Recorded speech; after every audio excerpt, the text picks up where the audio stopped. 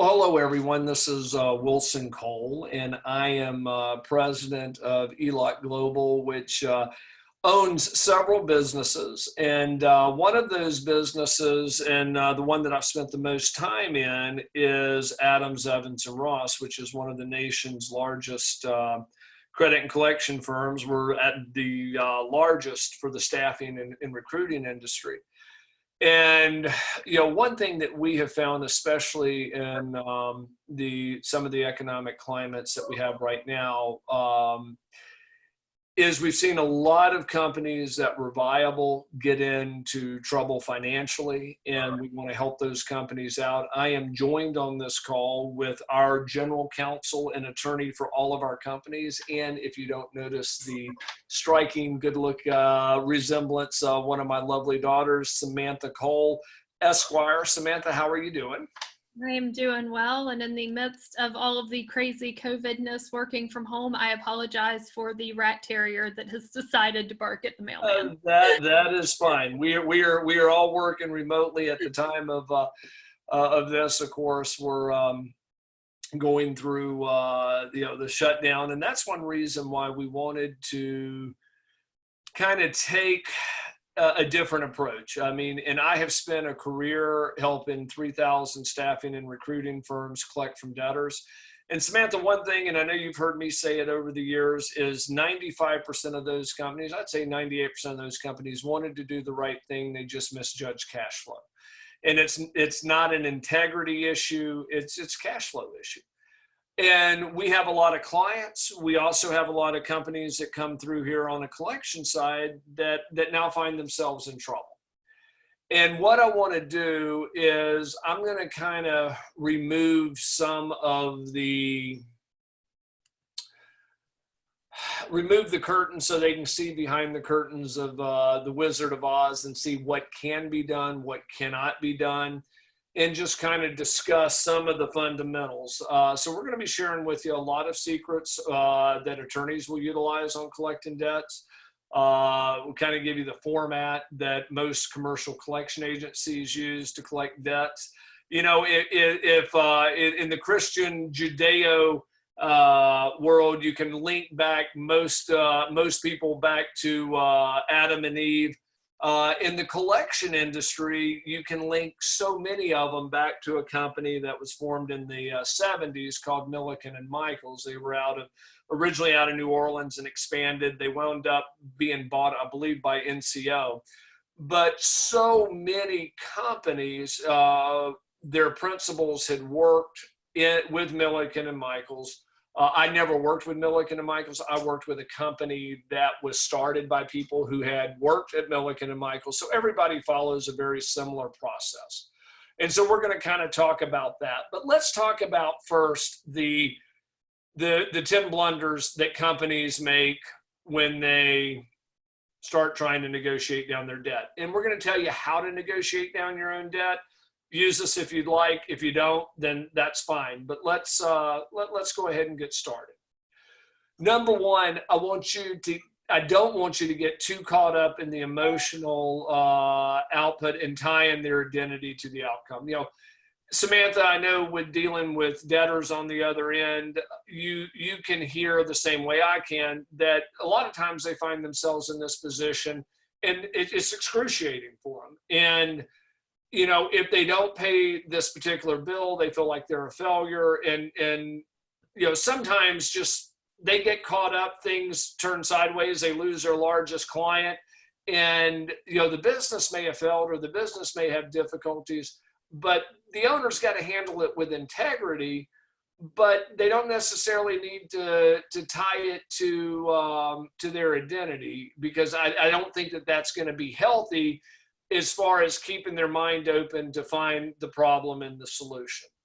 The number two thing is the other extreme. They go into the survival mode and they almost become sociopathic and get cutthroat to, you know, have to have a win-lose on that.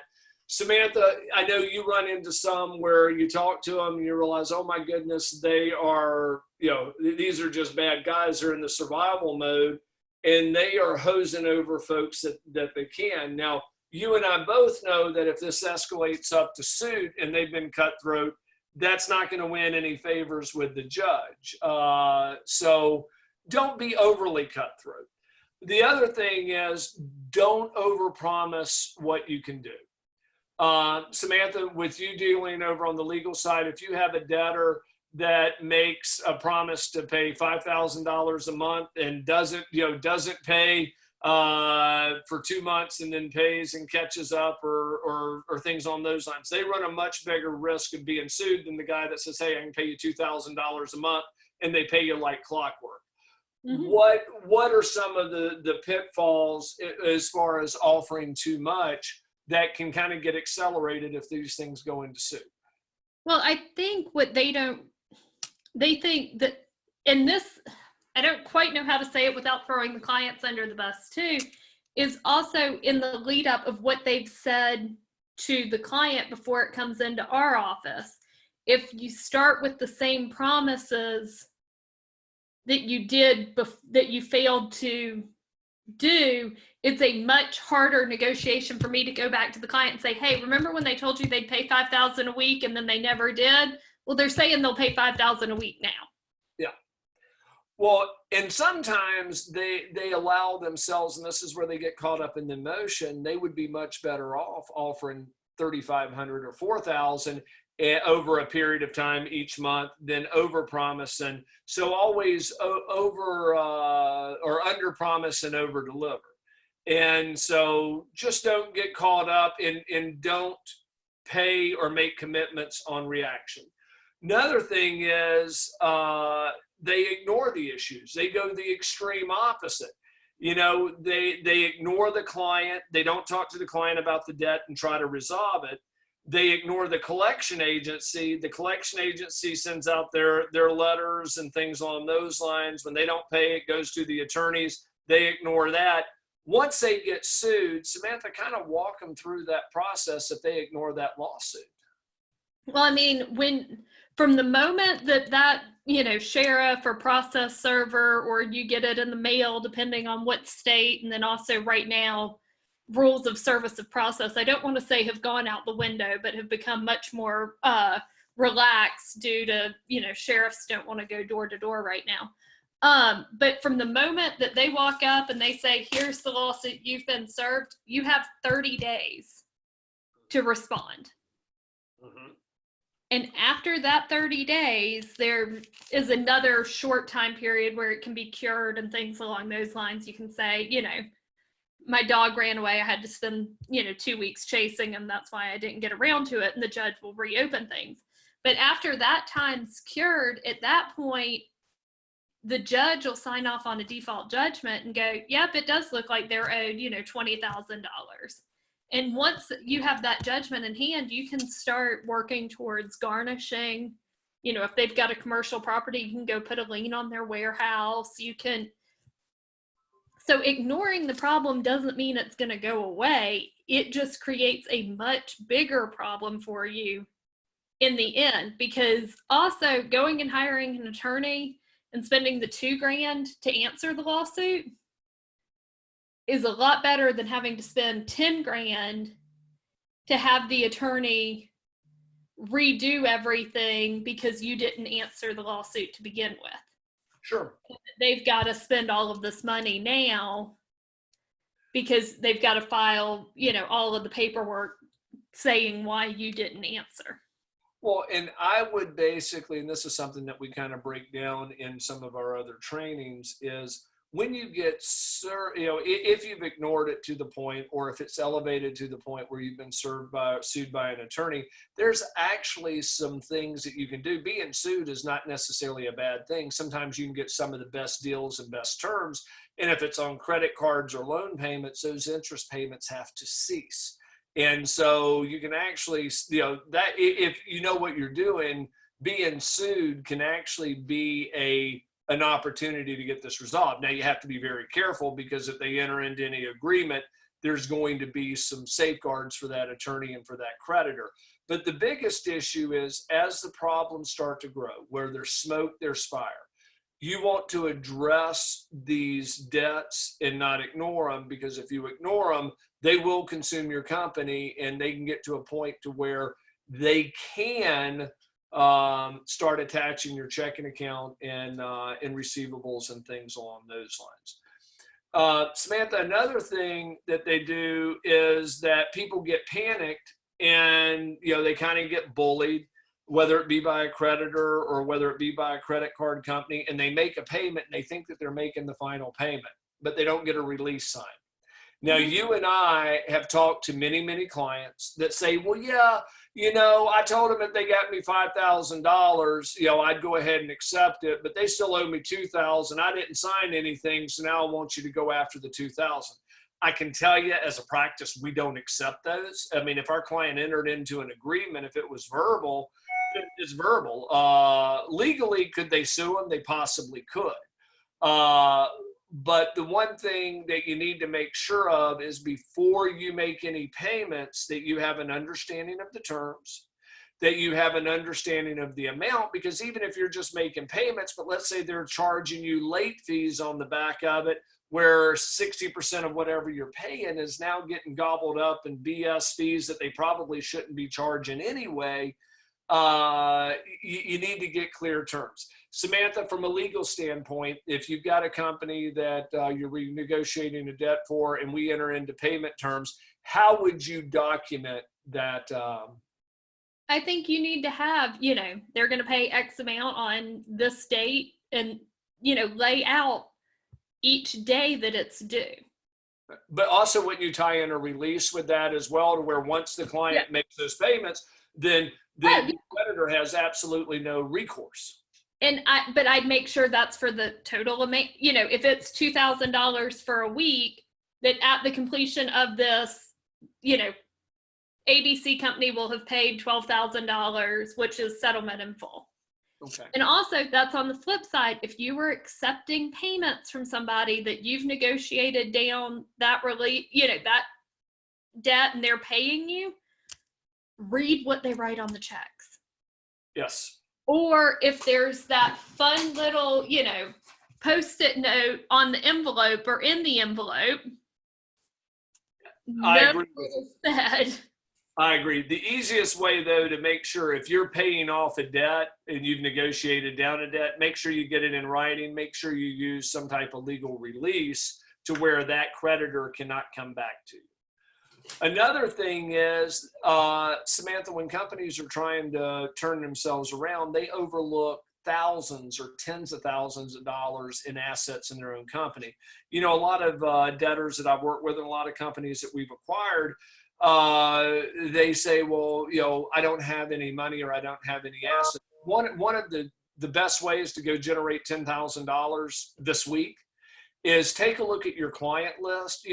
You spend years developing client list, contacts, and things along those lines. Don't go sell it to your competitors.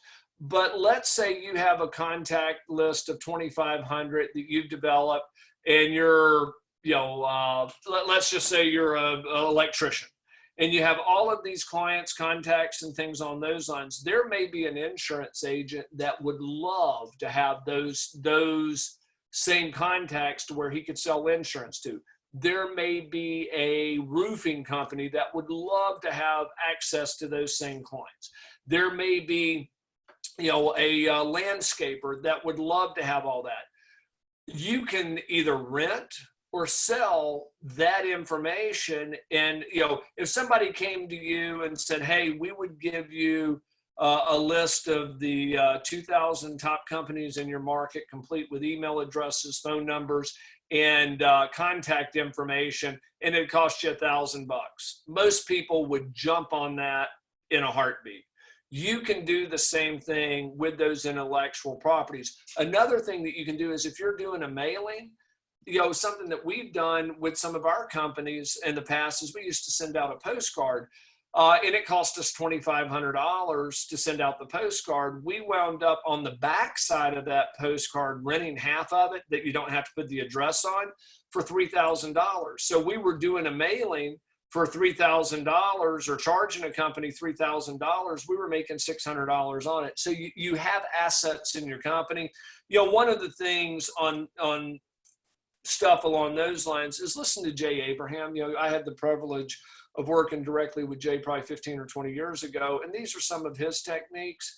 You've got marketing assets there that can generate revenue that you can now use to pay off debt. Another thing is they fail to prioritize their debt and they pay the squeakiest wheel. And we see this a lot of times, Samantha, with debtors, to where there's a vendor that's maybe aggressive, they get us involved and we get it paid, but they're behind on the mortgage to their building. They're behind on their payroll taxes. You have to prioritize that debt.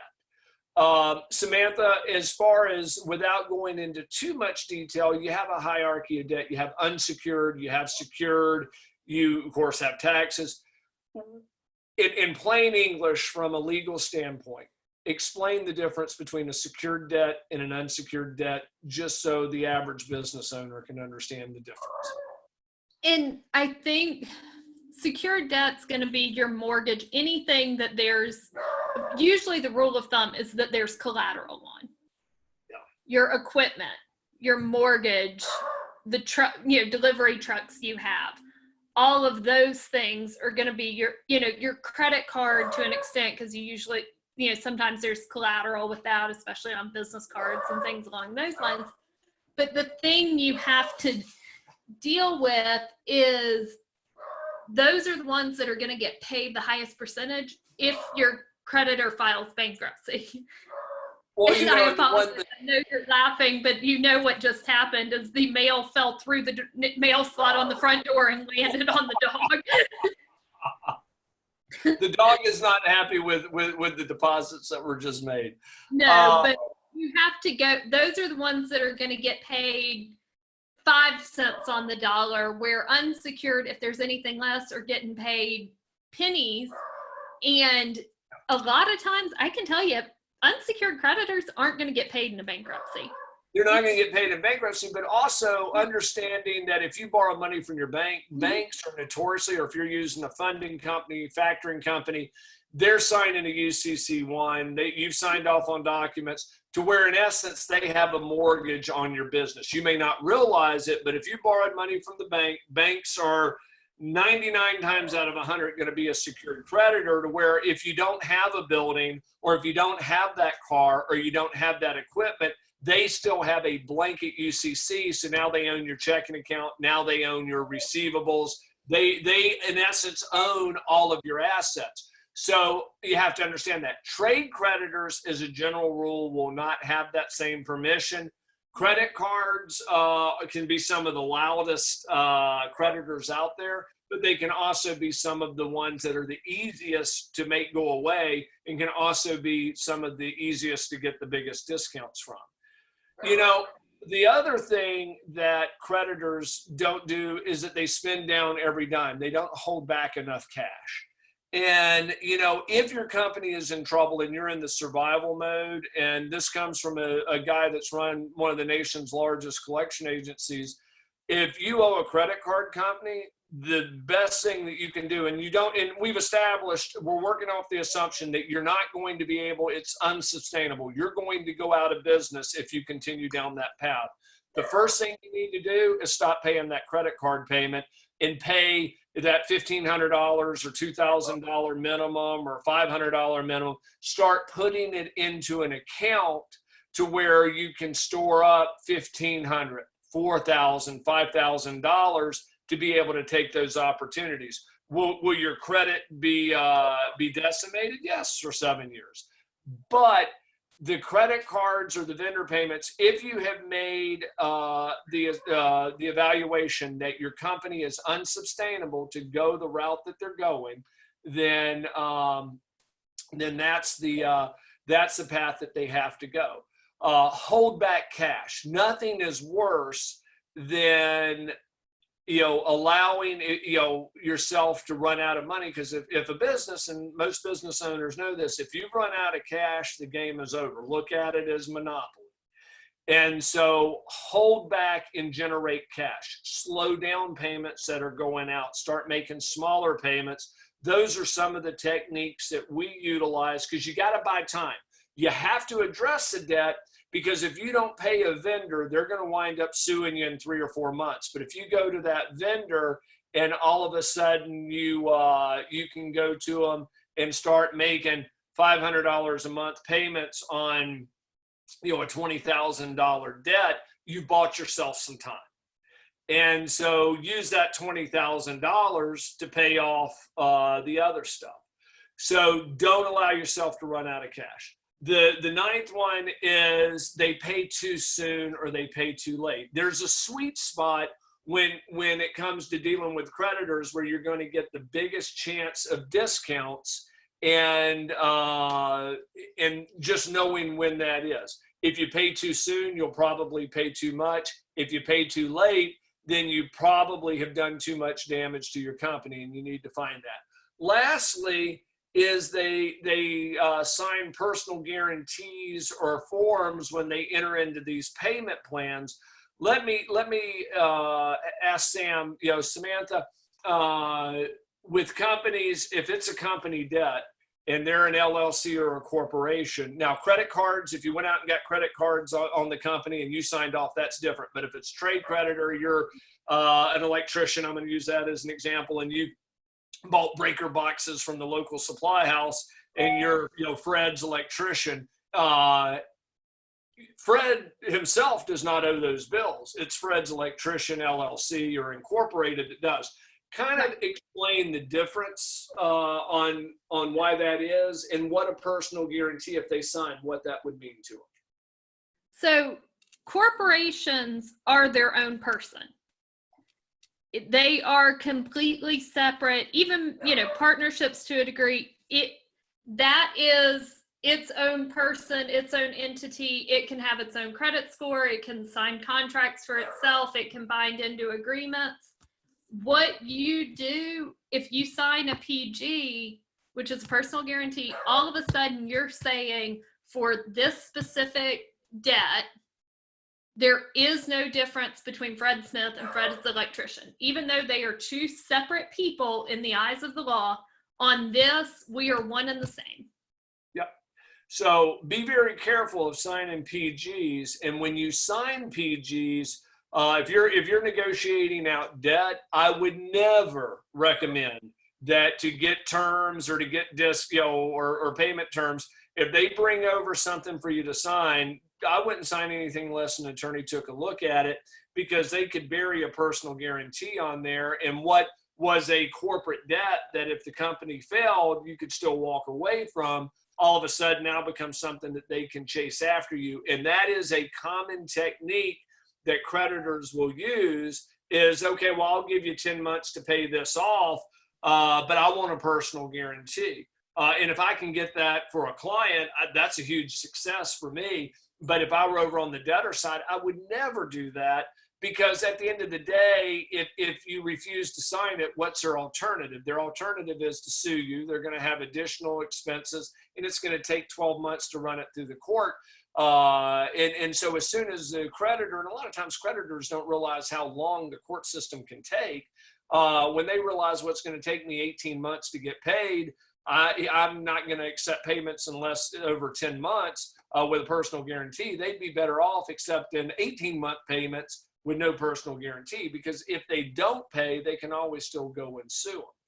So those are the 10 blunders that companies make. And as you go through, you kind of need to keep that in mind.